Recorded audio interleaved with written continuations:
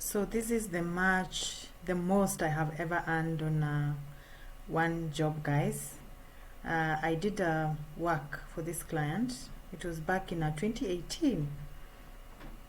Just 2 jobs. Let me show you. Okay, now so this one was a confidentiality agreement that I had to sign. So the 2 jobs were lectins.